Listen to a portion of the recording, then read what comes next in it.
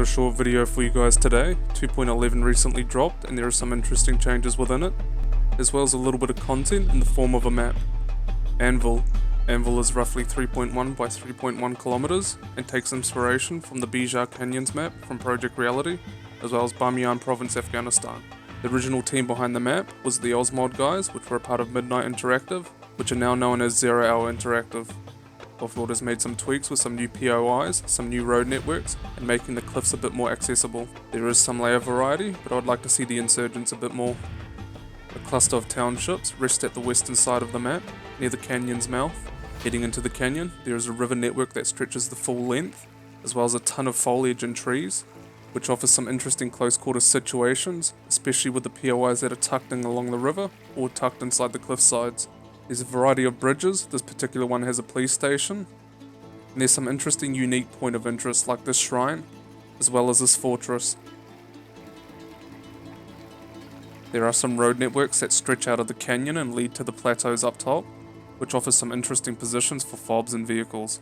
Point of interest aren't limited to the canyon, but also expand out to the plateaus. This map is infantry hell and can also be vehicle hell, so there's going to be a reliance on helicopter use within this map. It offers a unique experience, which is like a combination of Kohat, Kora, and Lashkar all in one. Some people are reporting performance issues, so make sure to clear your game cache. An experimental seating layer has been added to Samari, which is a welcome addition. It has pre-cap flags, temp forward spawns and lodges, no staging phase, and 100 tickets, which I feel is a little too low. I think the sweet spot sits around 150 to maybe even 175. The fob exclusion zone for small and some medium maps has changed from 400 to 300 meters. This is awesome to see that OWI is following community feedback. So essentially it's gone back to how it used to be for these maps. I recently made a video covering the spawn issues within squad. If you want to see that, there will be a link at the end of this video. Some changes to the soft dead system have happened. The damage curve for what affects the revive times has been tweaked. It's pretty much the same as before when it comes to large calibers and their damage. This mainly affects smaller and intermediate calibers, which will no longer impact your revive times. Which is alright I guess, considering we do have Dead back now, because this system was a band-aid for when Dead was taken away. The main issue I have is a 30mm AP body shot is 120 second respawn time. I feel like it should be a bit lower. Maybe around the 45 to 60 second mark.